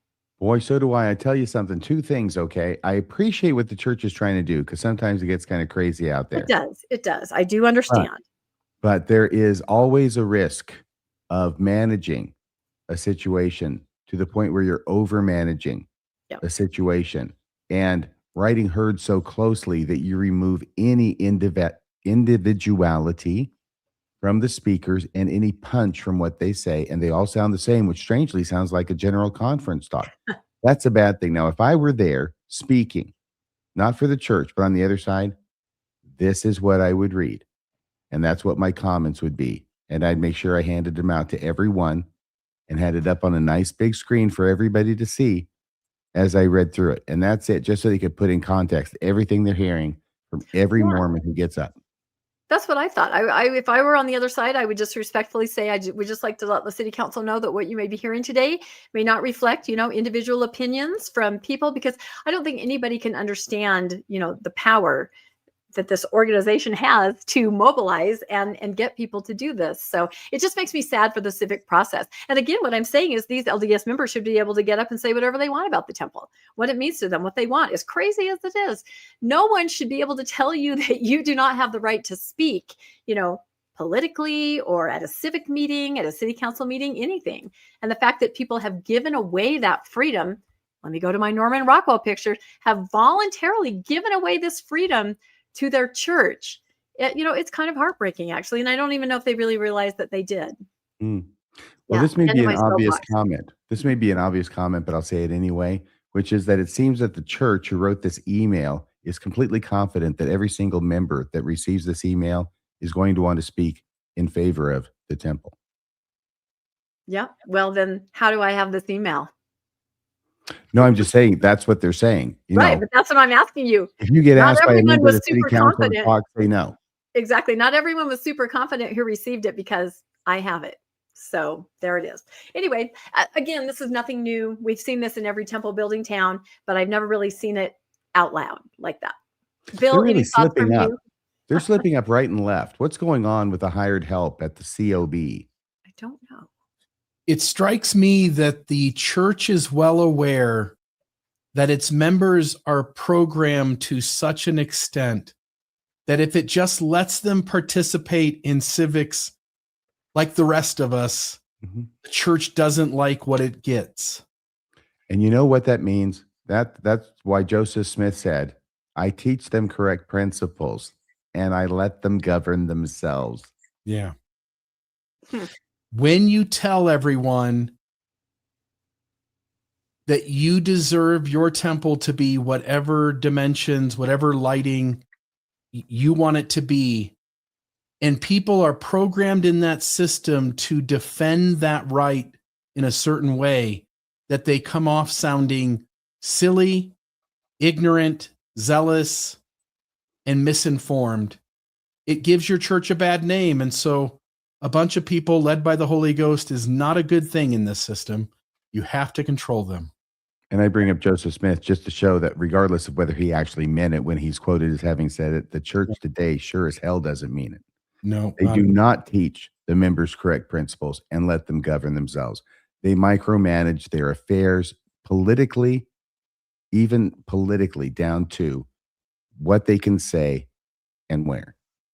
I guess you could change it to, if you teach them obedience and then let them govern themselves, they're pretty much just going to do what you want them to do. Yeah. Well, if you're angry at those last two stories, this one's not going to make it any better. I know. I'm sorry. I love that painting. So this is the latest story out of Salt Lake. Tribune looks at the series of lawsuits that have been filed in the past few years against the LDS Church over tithing and financial transparency. A handful of current and former members have sued And we've covered all of that here, claiming that the church misled donors by telling them that their 10% of tithing contributions were meant for spiritual and charitable purposes, while, as we pointed out earlier, a huge portion of those funds ended up in long-term investments through the church's investment arm, Ensign Peak Advisors. Plaintiffs pointed to investment transfers and SEC whistleblower David Nielsen's claims as evidence that tithing wasn't used the way most members assume. Despite all the attention, none of these lawsuits have succeeded. Courts have repeatedly... I'm sorry, I just saw the slip. Yeah, I did that. Courts have repeatedly dismissed cases on legal grounds. One judge ruled a class action case was filed too late and poorly structured, while appellate courts have said there wasn't enough evidence of fraud. They didn't ask me. I can give them a pretty good list with sources. Some judges have also leaned on the idea that doesn't matter how much evidence there is, that questions about religious practices like tithing are protected by the U.S. Constitution and not suitable for secular courts to decide.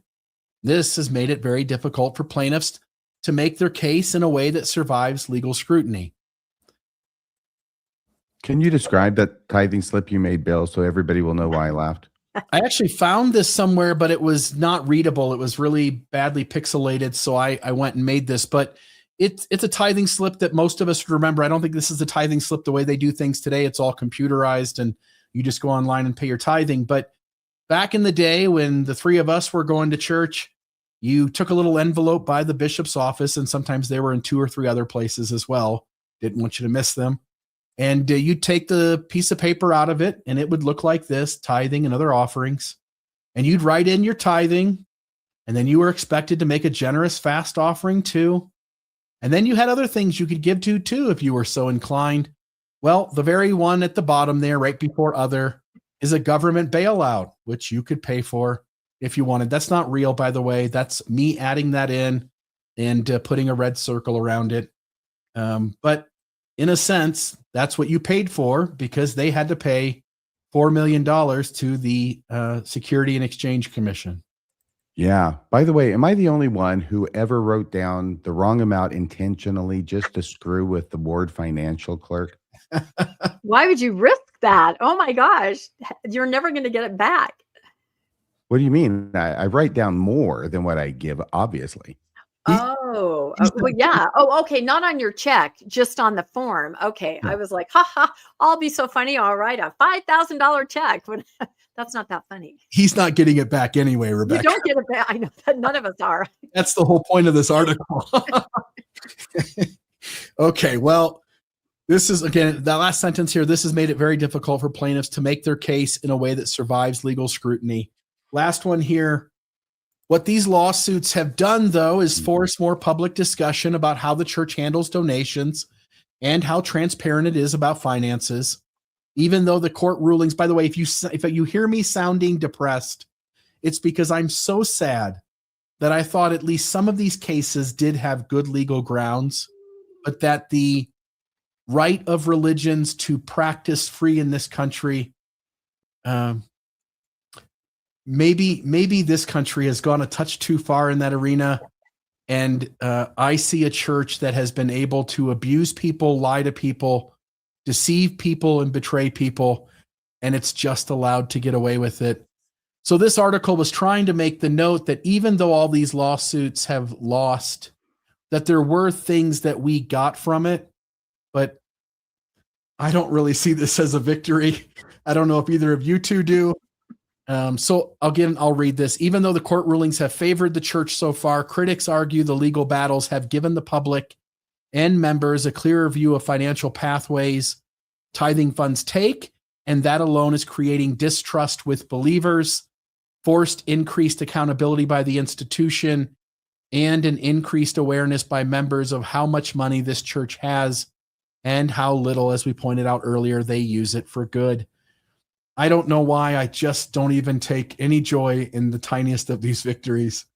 I really wanted to see the church lose one of these lawsuits and face the fact that the entire world saw that they were dishonest and deceptive with their members and the general public. So any thoughts from you guys? Did you guys take any moral victories from this article? No, Well, there's you no mentioned- protection. There's no protection for anyone who wants to give their money to any religion. If a company were doing the same thing, making the same promises, you have protections. You have, legal ways that you can say that was fraud, that didn't matter.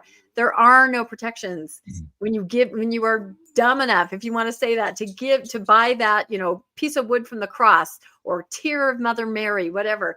You are out your money, and that's it. So, but I mean, I will say maybe there is more scrutiny on, some of the financials, but it's so disheartening when a lot of the courts just say, we're not going to touch religion. We're just not going to touch it, and they're like, hands off. You can say what you want, believe what you want. So yeah, it's disheartening. Yeah. That damn First Amendment. That damn First Amendment. Although, By the you know way, what? Go ahead, Rebecca. Sorry, I had one more thought. I was just going to say that other countries, what Bill said, this country, right, this way, other countries are doing things like I just read that in Japan, there are laws that you cannot force your child to go to church by, or into a religion by threatening them, with any kind of punishment or anything. There are things to try to protect people from religions and from themselves. So I don't know, baby steps maybe, but we certainly don't have anything like that here. Yoroshiku onegai shimasu. So, what it says here on what you just read, Bill, about the church, which I think is indisputable from my point of view, having covered this for a long time, about how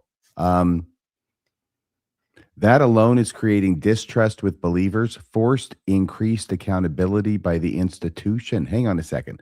Was it something else you said before this? All the negative things that they were doing? Well, anyway, all I'm saying is I think this is what Jesus would do. Yeah. I'll just note here one last thing, which is there is a little moral victory here. And it's what the article, I think, is hinting at, although I don't think it says it quite as directly as maybe as I put here. But when you see your church over and over again act in ways that don't earn your trust about how it handles its finances, there is an increased number of people who wake up to that and decide that this isn't the kind of church they should dedicate their lives to, and they walk away. And I'm sure that the folks in Africa will learn sooner or later. Yeah, All right. Certainly not donate their okane, which is Japanese for money. Ching ching. Okay. Hey. I wasn't doing that. I was making the noise of money. Of money. Okay, because that would be China, not Japan. No, it's money. It's coins. That was my Drop it in objection. yeah. My point is they're getting their money. Ching ching. That's right. Okay, go ahead, Rebecca. All right. So I always do the sports articles. Why is that? Did you guys watch the Super Bowl at all? Yeah, are you kidding me? Yeah. Yes, I watched all of it. And it was an incredible defensive game, and the Seahawks dominated and rightfully won. Did you have any money on it? No, actually. No, nothing. Okay. Awesome. Did you watch it, Bill? I watched the game. I enjoyed the commercials. I actually enjoyed the halftime show. So yeah. No, you watched? Never mind. Yeah. Go ahead. On to another topic. We'll talk That's about right. that later. Here we go. So what's going on in this picture? Back to BYU. Oh my goodness. You know how you can't say the actual F word if you're a Mormon. So you say flip, fetch, freak, fudge, and frig the Mormons. But what we're really talking about is that dang chant, F the Mormons, was back again at the last basketball game in Oklahoma, right? So, and it's interesting. Let's see. I'll read this little quote from so it says, during the Brigham Young University's 99-92 men's basketball loss at Oklahoma State, some student fans in the arena were heard chanting F the Mormons, only they're using the word. They're not using just F, a derogatory phrase directed at BYU and members of the sponsoring faith, right? So the head coach, this kind of caught my eye. This was in the Tribune, and he comes out and he says, I've got 4 small kids at home. I am a Mormon. I had to highlight that. He's a what? He works at BYU. He's a prominent figure at BYU, and he's calling himself a Mormon. I was actually very surprised. So he's, of course, very disappointed. Yes, comment. He's using it for polemical effect because he's going to say, I have to talk to my kids, and me being the effing Mormon. Yeah. Yeah, but I don't know why he didn't say, I am a member of the Church of Jesus Christ of Latter-day Saints. That's what he should have said, I think. Anyway, Sure. so of course it happened again. A fine, right? $50,000 to Oklahoma. Had you guys heard about this for chanting the phrase F the Mormons over and over? This is the second time I think there's been a fine, but I think it's the fourth time that some opposing team has erupted into that kind of a chant. So Anti-Latter-day Saint? Who wrote that?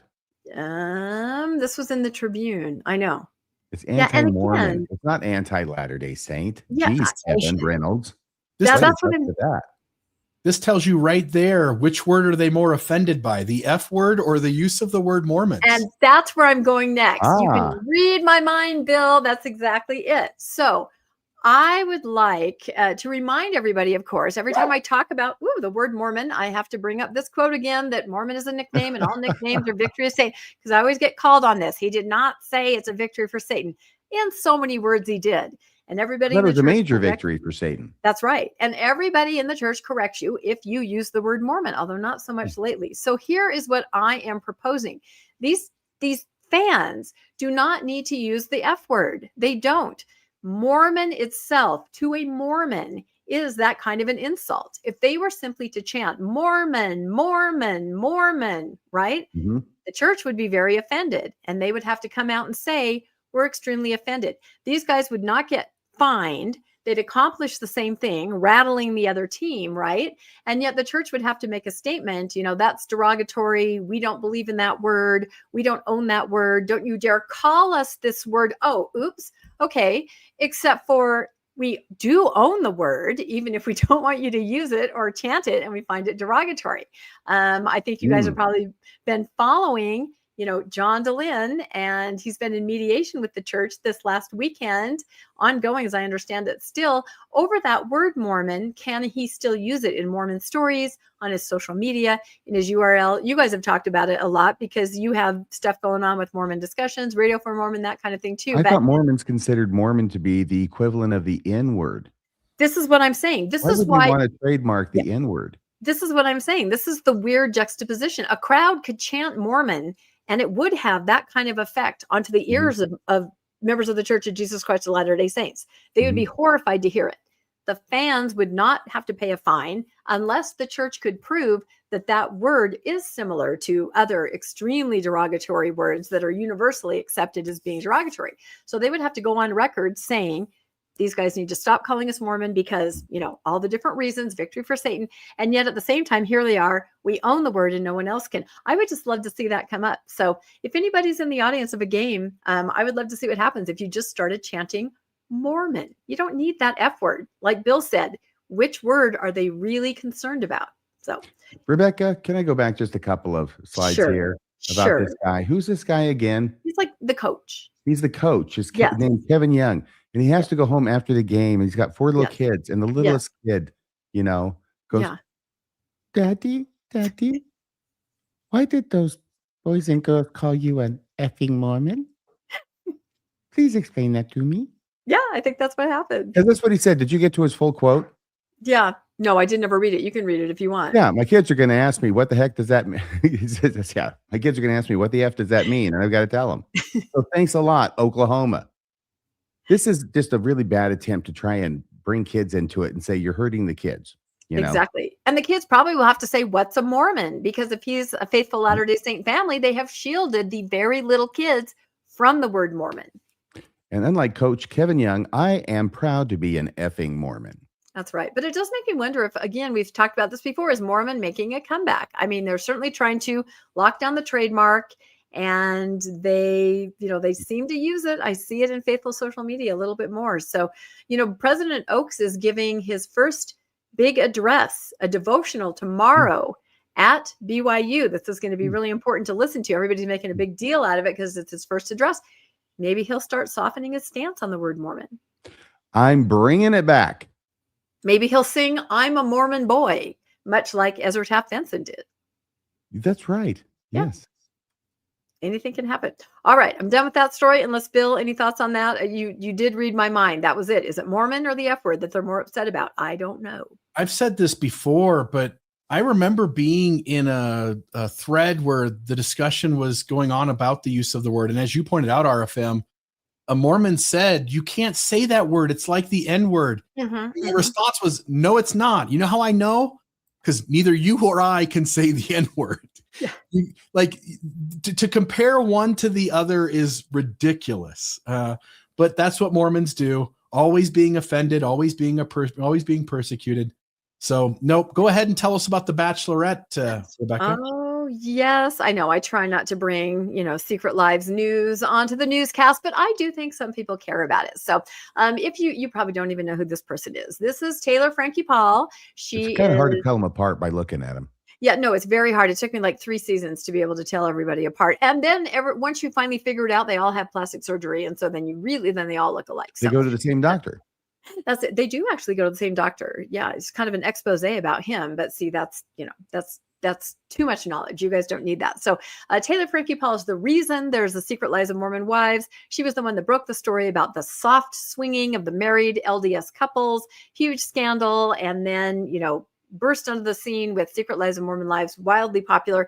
But she is going to be the new Bachelorette. I'm guessing neither of you have ever watched The Bachelor or The Bachelorette, or maybe you have. I think maybe Bill has. I've watched a bunch of it. Yeah. Yeah. Wow. Okay. So you know what I'm talking about. You, RFM, I feel like you're like, what? Yeah, just go ahead. I'm waiting. I'll for catch you up. to I'll tell catch the- up. I'm Anyway, waiting for so you to tell the audience a story about that time you were on The Bachelorette, Rebecca. yeah, I was never on The Bachelor. I did want to be on the dating game when I was a kid, though. That's how old I am, right? Remember that? The dating game? Oh, Yeah, sure. that was a great show. Mwah. Until there was like a serial killer or something that was behind that screen and the girl picked it. Yeah, I remember that. There was some kind of trauma in the 70s. Anyway, I digress. Taylor Frankie Paul, she's going to be the new Bachelorette, which means she will be choosing among 30 or so eligible bachelors to find the love of her life. And this is premiering on Sunday, the 22nd, right? Are On they all Hulu. Mormon? And and we don't know. Some may be, some may not be. And they all take her to the temple? They have, yeah, they have had Mormons on before. I've kind of tracked that. Oh my gosh, my dogs are barking. Anyway, Is that Angry Alice? It is Angry Alice Can you hold her and up so that everybody can addled see her? Addie. Yes, Angry Alice and addled Addie. Those are Everybody the likes dogs. to see Angry Alice. Oh, she's too angry. I don't want to pick her up when she's that angry. Oh my gosh, she's like 14 years old. She's so cranky. Anyway, can you guys read this poster here, The Bachelorette? But what does it say at the top? It says, "Leave the garments at home." So this was like a promo poster. It was actually just fan made, but Taylor, put it out there on her socials, and a lot of people got really upset about it. You can see some of these videos down here in the corner. Faithful people kind of got up in arms about, how dare you talk about Wait. How dare you what? I don't understand. What is it leave that the they're saying? garments at home. What's wrong about that? Other word than you shouldn't garment. leave them at home. The word garment. It's disrespecting the word garment. The By word garment alluding to disrespects the garment.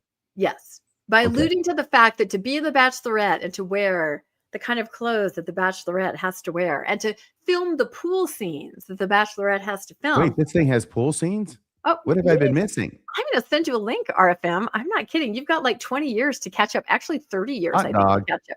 I've been watching since Trista. Okay. Oh, now I really revealed it. Oh my God. Anyway, so people are upset about this idea that they say leave the garments at home, right? Meaning strip off your LDS identity. And it's very dicey with the Secret Lives women because they are LDS. They are a new kind of Mormon, right? Some of them go on temple trips while they're off, filming. There's like, hey guys, I'm going to the temple. It's a new kind of Mormon that I think faithful Mormons don't want to admit exists. They're kind of doing it on their terms, leaving garments at home, drinking coffee, but still consider themselves Mormons. Culturally, they have baby blessings, they talk fondly about growing up in the church. So it is kind of interesting. Anyway, the Daily Universe had a good article on this. Leave the garments at home. Latter-day Saints speak out on misrepresentation. But I'm like you, RFM. I'm kind of like, what exactly was misrepresented? I mean, it's just kind of a kitschy little, funny little thing that they said. It says the poster turned out to be a fan-made AI-generated image, not released by the actual Bachelorette. So it was just, fan-made. And however, Frankie Paul reposted the AI-generated image to her Instagram story with the caption, "People upset about this poster, just wait till the actual one releases." suggesting there might be some controversy. Now, this is the actual one Yeah, here. that's nothing compared to the garment thing for Mormons. Yeah, well, the only thing I see controversial is it says the Book of Mormon up in the What? top corner there. The Book of Mormon. Oh my gosh. Exactly. And she, of course, is stepping out of her Barbie doll container, and she's, going to be a new Her person. value just diminished Yeah, completely as soon as I she know. stepped out of the Yeah, packaging. it's true. Yes, you need to keep vintage toys like comic books, put away, never played with. So interestingly, oh my goodness, I know, isn't this kind of a terrifying picture? What is going on here? Why is he holding his hand up like that? Because he weighed in on this controversy, believe it or not. And I'm going to Was he read you. showing off his wedding ring? Yes, he's Or is he showing up. getting ready to hold some drumsticks and go into a crazy banana split solo? Oh, I think the show is jumping the shark. I'm sorry. It's probably my fault. Anyway, Brad Wilcox, professor at BYU, weighed in on this controversy of, sort of making light in the garment. He says, he's a professor of ancient scripture. He says, my wife and I do not wear our wedding rings because we have a contract obligation that we can decide to honor or not honor depending on the day, Wilcox said. He's trying to make an analogy here. We wear the rings as a reminder of and symbols of our special relationship. We wear them to show our love and commitment to each other. He continued, relating the promise to the importance of temple garments.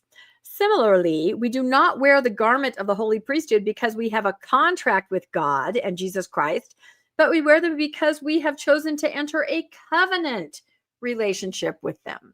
Is there a difference between a contract and a covenant, RFM? I mean, Yeah, one of them was with God. I was going to say a covenant is more of something that's imaginary that can't really sign the paperwork. A contract is, you can both sign, right? So he's just saying we wear our garments to communicate our love and commitment, not just when it's convenient for us, but always. So again, I'm not quite sure what that has to do with that promo. Maybe just calling Taylor out for taking her garments off. I've never seen her wear garments actually in the outfits that she wears. And again, these are Secret Lives women in their 20s and 30s being Mormons on their own terms, and that does not necessarily include wearing garments all the time, just sometimes. Okay. Yeah. So hang on a second here. So does this guy look anything like this guy? Oh gosh, you always bring that up. Because and I try that's not to Bongo laugh. from the Banana Splits. He's the drummer, and I think there's definitely a resemblance. Is it just me? Yeah, I don't know. I will say that picture I think is just a little not as flattering as it could be of him, because every time I pull it up accidentally, it's like a jump scare to me. Oh. Well, he's very proud of that wedding ring. Yeah. Well, and I did add the hand via AI. I have to be upfront. I've never seen him in this position. Now, I have seen him looking into a phone in a hat and explaining how you have to block the light out in order to see your cell phone. Remember that object lesson? So I want to ask you a question, though, an honest question. Did you use AI to make his teeth abnormally large? No, this is a picture, right? You've seen this that's picture. just the way he looks. Yeah, you've seen this picture. Okay. I just want to know. Yeah, it's a smile that can take your head off. Here's my question. He's a professor of ancient scripture. Yes. I don't think those words mean what they're supposed to mean. I just don't get that. That's a professor of ancient scripture, and Mormonism is a teacher, a perpetuator of institutional myth. I feel like he should have gone into orthodontics. Anyway, Bachelorette is premiering the end of March, and the new season of The Secret Lives is also in March. So if you don't want to do anything but either sit on your couch or be on your treadmill while you watch this trash TV, go for it, because it really is a Mormon moment. Like, they really do describe Mormonism in Secret Lives. I've watched all the seasons so far. And what's interesting, the world can't understand the husbands, the men. They ask questions like, I don't get it. These women are the successful ones. The men are staying at home. The women are making the money and having the career. Why do the men feel they can tell the women what to do? Why are they acting like this, right? Of course, all of us recognize that as just a Mormon man raised in the Mormon church, whether they're a nice guy or not, they are, and why are the girls letting them do this? Because they were also informed by the Mormon church. So that's my argument always. You are always a Mormon. You were raised completely. I think I've talked about it before. There was one scene where all the women were out, I think they might have even been going to Chippendales, they're living their life. They're at dinner and somebody says, remember the young women's theme? And they all recite it word for word. I would think that would be terrifying to an audience in the world going, what are they saying? Why do they all know this? What is this chant? You know what I mean? You don't. Can you do that for us, Rebecca? No, because I didn't do it when I was in Young Women. In fact, I am a daughter of my heavenly Father. I first heard it when I was a young mom, and I was walking down the hall at church. I was like 32, and I hear this chanting, and I'm like, "What is that?" And I walk past the room, and I look in, and I see all the girls standing and all the women standing, and it was like a cold hand went over my whole body. I couldn't believe it. I was like, "Yep." It's only going to get weird now. So yeah, I never had to recite it myself. Anyway, that's the end of my story. Back to you. I've got it. Are you ready? I am a beloved daughter of heavenly parents with a divine nature. Now it's parents, yes. And eternal destiny. Yep. And it goes on. Yeah. No, but it was very revealing that they all just said it just like that. And then they all kind of laughed in an uncomfortable way. But the comments on social media afterwards were like, what was that? What was that? It kind of shows this, pulls back the curtain on this high demand, high control, recitation that these young girls were doing. So yeah, it's pretty interesting. You're right. Well, what's more interesting, I think, at this point is the stuff that you guys are putting out this week. And actually, I think I'm leading this off, which is an episode I put out this morning, Barn Help Wanted. And this was going into the details of Mary Beale Johnson's death, Clarissa Reed's marriage, and a better reason for why and when Fanny Alger entered the Smith home. This was a riff off of some things that were said Friday night Mormonism After Dark. So that's you were recording. This is what you were recording last night when I was trying to call you, Bill. This is what I was recording last night. I stayed up till 2 a.m. Yes. I was going to say how late you were up. Yeah. So Barn Help Wanted. Fanny Alger did fill out the resume and she was hired. So with that, Mormonish, what do you got going on? Yep. Tomorrow night, Tuesday, always at 6 p.m. This is kind of a shorter episode. It's only like an hour long, but as we all know, Joseph Smith's painting was unveiled at the Martin Luther King Gallery, Morehouse College. We talked about this, and he was called Lincoln Before Lincoln. And a lot of people have been posting about this and talking about his political platform. What was his stance? Why would anyone have the idea, that he might be somebody that would be a recipient of this? I grabbed Ron Jorgensen Masterpiece, and we go through in detail his political platform. And I will tell you right now, it does not say what any of you thought that it said about, his stance and being more of an abolitionist. And yeah, it's very revealing. I was actually kind of shocked. So Ron brought the receipts and we just kind of go through it. And like I said, it's fairly short. It's about an hour long. But if you're curious about this, because you've seen a lot of posting, faithful social media has really kind of gone crazy of like, of course, this is excellent. But yeah, it doesn't really mean, I think, what people think it means. So Tuesday night, 6 p.m. Mountain Time. I'm glad they got Joseph and Abraham together for one picture there. Well, they were contemporaries, Yes, they were. I think they were on opposite ends of a lot of issues, though. I think they were. Marriage being number one among them. I was going to say slavery and polygamy, right? The two, what is it? The two prongs, the two whatever of barbarism. Yes. Relics. Relics. Actually rubbed shoulders with Stephen Douglas, right? Can you hear me, Rebecca? The twin relics. Relics of barbarism. That makes sense. Okay. I'm sorry. What did you say, Bill? I said Joseph Smith actually brushed shoulders or whatever with Stephen Douglas, correct? Mm-hmm. So the church had quite a few interactions with Douglas as they were trying to work out things from persecution going on with the saints. The little giant who debated Lincoln famously. So therefore, just 2 degrees of separation between Joseph Smith and Abraham Lincoln. Yeah, Tim Ballard wrote a book that was sold for a long time in Deseret Book about Lincoln and Joseph Smith and all the parallels and all the ties. And he also has jumped on the bandwagon of this painting and said, see, I've been talking about this for years. Yeah, way less than Kevin Bacon, the degrees of separation. So Mormonism Live, RFM, tell us about Wednesday night. Mormonism Live, we're going to have a great episode. We're going to have a special guest on. His name is Professor Thomas Murphy, personal friend of mine. And he's an anthropology professor, I believe, and he does a lot of work with Native Americans, and especially up here in this area. He's quite knowledgeable about DNA, and in fact was one of the first, along with Simon Southerton, in the early 2000s to publish on this, and it caused a huge controversy and a sea change. Ended up in his leaving the church. I think it was definitely one of those things that led to it. Although I don't think he was thrown out. I believe they backed down on that, but ultimately he decided that it wasn't for him. And he's going to talk to us about some recent.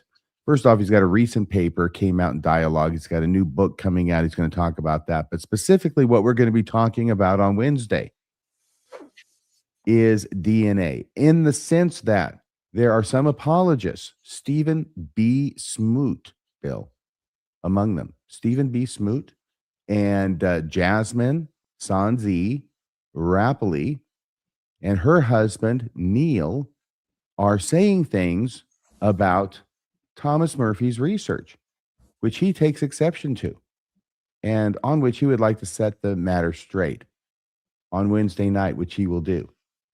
And I've got a few questions for him, because whenever we get to this DNA stuff, anything scientific and, got scientific names, and there's Greek and there's all that sort of stuff, I start getting, my eyes roll up in my head, just like in physics class back in 11th grade.